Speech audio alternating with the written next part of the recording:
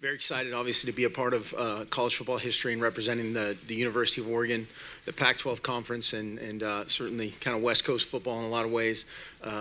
Tremendous honor to be up here with Coach Meyer, a legend in our game, a guy that's done it many times and had a tremendous amount of success. And congratulations to Ohio State and everything they've accomplished.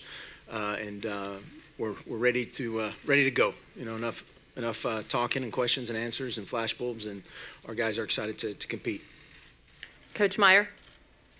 Ditto. I do want to thank the Anatole Hotel and Dallas, Texas, and this has been outstanding as far as a trip. I always wondered when I first heard about the playoffs, how in the world would this work?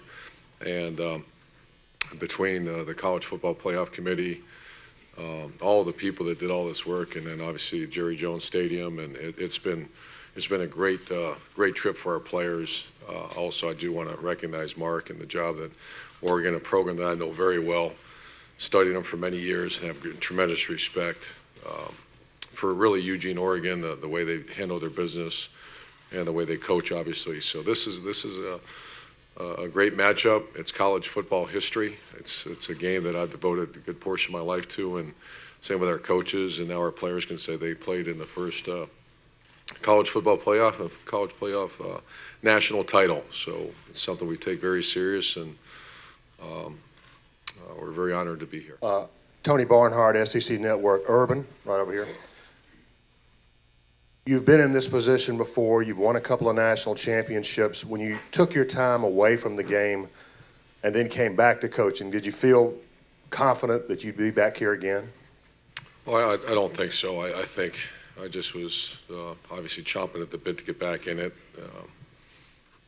But to sit there and say, well, I thought that we could somehow get back to the national title. It's everybody's dream and goal, but it's very complicated, and everything has to align perfectly for this to happen. So, no, that never really crossed my mind. When it really crossed my mind is when I had the ability to go watch Notre Dame against Alabama in the one in Florida, the national championship game, and I was there with ESPN at the walk on that field. And that's the day that I sent that text out to the entire team, every support staff member, and the chase is on. Because you almost forget it's a time warp, like this week is for Oregon and Ohio State, that these players and coaches will someday, because that's why I'm a big picture freak in our house and office, where all of a sudden you just sit there and stare at that picture and you remember what a great experience it was, because it goes so fast. And that was the moment, Tony, that I thought that's the driving force why we get up every day, and I just wanted to somehow share that experience with our players, and now we are. Right up here in front. Stephen Alexander, Portland Tribune. Mark, have you had any conversation through the last month or through the season with Chip Kelly, and just about how you're doing and just talking to him? Just about how we're doing in terms of, we talk, all the time. A lot of text messages during the season kind of is the most common form of communication constantly, and I would say zero on the topic of football, and just a lot of personal back and forth with a bunch of those guys, and with him first and foremost in that in the Philly crew, but just a personal stuff. Yeah. We're gonna take one in the back. Jake Zivin, KZI-TV for Urban. What specific changes have you guys made in your preparation to prepare for Oregon's tempo? Talking to some of your players yesterday, it sounded like you've been doing a little bit of different things at practice tempo-wise. Well, without getting into too much detail. Be specific, please.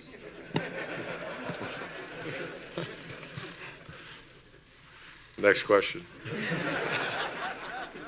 We have worked very hard on it, and I think the culture that Oregon's created is something I've studied in great detail. And I say culture because that's what it is. Ohio State has this culture, and so does Oregon, and so do all the great programs. Programs without culture, that's when you start to see failure. So it's driven.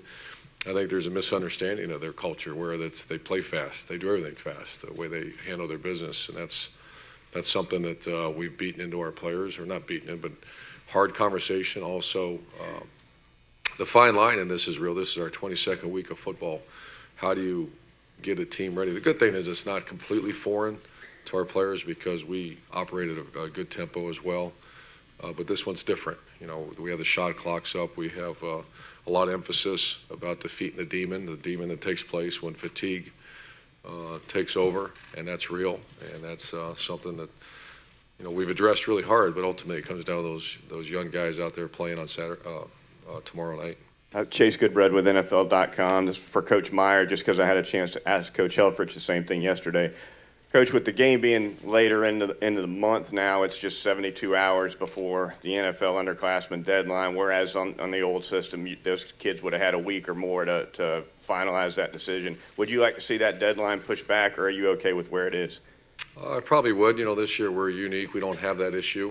Last year we had 2 guys. You know, one year I remember at Florida we had 12 players send out their paperwork, and it was after the 08, I believe, or 09. It was after 09, and that destroyed, you know, that can really hurt a program. You lose 12 guys, and we lost 6 that day, if I remember, and that hurt us a little bit. So I just think that whole process, I think everybody's trying to do the right thing. I've been involved in those conversations, and you know, I still think when you see as many underclassmen not get drafted and their careers just ripped apart, that's you need to keep evaluating this. And it's not right yet. But once again, it's not an attack on anyone because everyone's trying to do the right thing. So I've given 0 thought to that because we have 2 players that told me a long time ago they're coming back. It was Taylor Decker and there's another one. If we were in that situation, you would like to have more space, more time. So I think now that there is a playoff, they should readdress that and move it back a little bit. Bill Rabinowitz from the Columbus Dispatch. Urban, I imagine that ranking national championships is a little like ranking your kids. When you went to Florida, though, you didn't have an emotional tie until you got there. You're in Ohio, and what would it mean? Is it possible to describe what it would mean to win a national championship for Ohio State? I had a very emotional tie, Florida. The tie, I know your question, but to say that we didn't have an emotional tie, a very strong emotional tie to Florida and those players and really the community that we became a part of. This, you know, obviously when you grow up a Buckeye and you grow up in the great state of Ohio, played high school football there, played college football there, that is big. I think everyone's dream is somehow, especially if you have a great experience growing up, which I can't imagine having a better one, in Ashtabula, Ohio, and with great fans still, great every year I try to go back and do the best I can to help because it's a great place, and I could be more honored to be from Ashtabula, Ohio. So there is a strong sentimental feeling. You know, just once again that we're work at Mach speed, so there hasn't been a whole lot of reflection time yet, but it would be great to win one for the state of Ohio. Right here in the middle. Todd Porter from the Canton Repository. Urban, the last couple of weeks have referred to these sorts of games where you're on the stage and you tell your players to take their best shot. Do you go into this game with that mentality in terms of calling plays the same way to sort of drill that into them as well? Absolutely.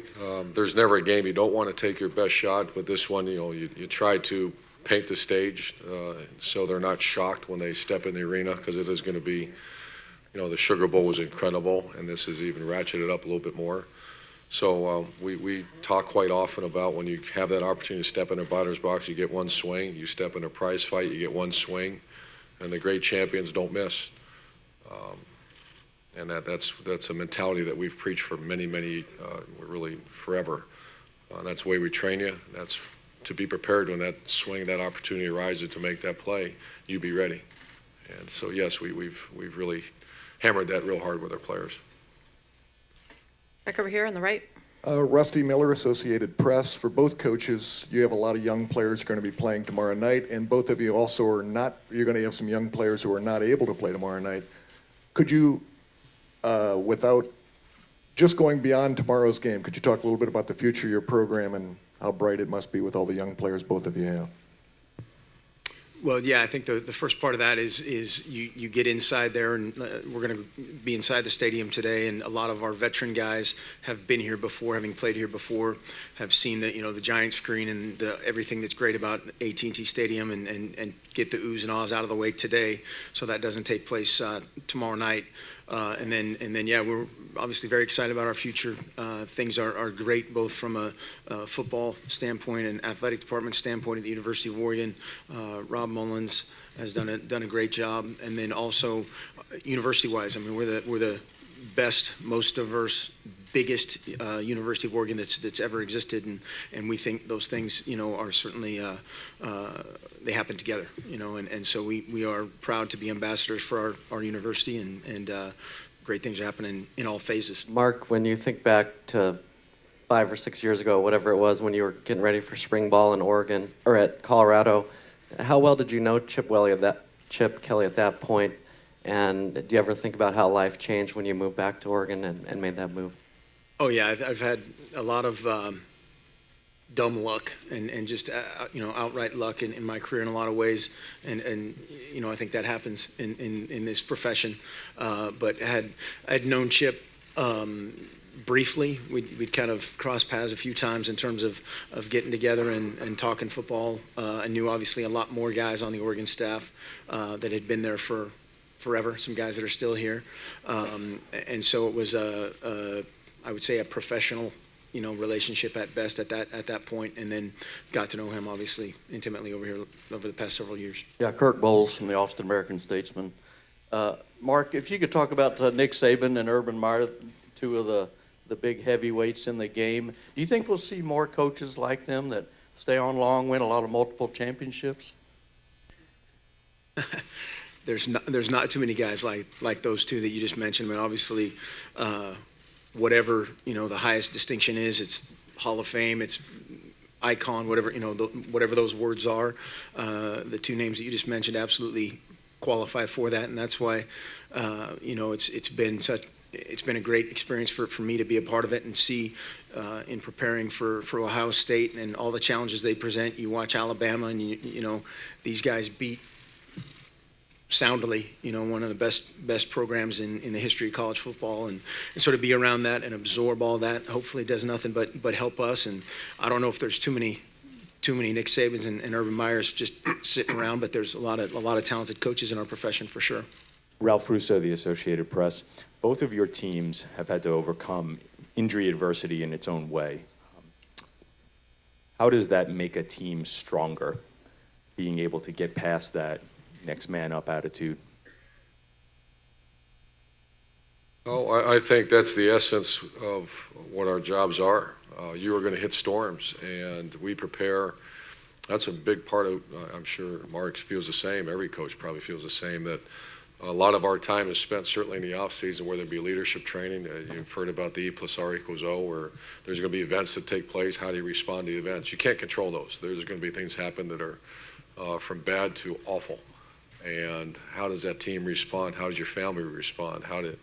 And that's when people have issues. And we're all broken people that have to have some direction, some purpose, and some guidance. And we work extremely hard on that. And to see our team respond, I made the comment before that this this team has taught me so much about how to respond to adversity, because I can't remember a coach in a team that's been through more. Certainly when the Braxton Miller situation, then throughout the course of the year, other things have showed up, and they have really responded. So that's the essence of a good team. If you can hit the storm and come out the other end stronger, that's called a real team. And how many are those out there? I've done this 30 years and probably can count them on one hand. And some people might think it's the luck of the draw. I think it's leadership and training, and we certainly had that this year. And I think just to echo some of that and agree, obviously, with everything Coach has said, learned a lot about our team last spring and early summer, just of getting to see how much these guys truly cared about each other was rare. And then whether it's injuries or, everybody talks about that word adversity, whatever that may be, or tragedy in the terrible case this year with Coach, injuries or loss. We've been playing, both our program and Ohio State have played with that kind of early loss, and it was your back was against the wall to get to this point. Every play of every game, the entire rest of the season, it was to use those words, do or die. And so you learn a lot about people. After our loss, we went out, and I've told the story many times, but we went out, walked out to practice. I was out there 25 minutes early, and I was the last person out to practice. The entire coaching staff, every single player, and they were out there together. It wasn't, hey, Ralph, that was your fault. It was, let's fix this type of mentality, and that's when you kind of just, it slaps you right in the face. And you already think you know your team pretty well. When something bad happens, what's next? And I think in both these situations, the players and certainly Coach Meyer and his staff have done a tremendous job. Back and left over here for both you gentlemen, Urban and Mark Kenny Road to WHBC Radio. As you head into this game tomorrow night, what concerns you more? Your young kids handling the mental pressure, or this is game 15, the entire team handling the physical nature of this game and the pounding that they have taken and still have to play another game?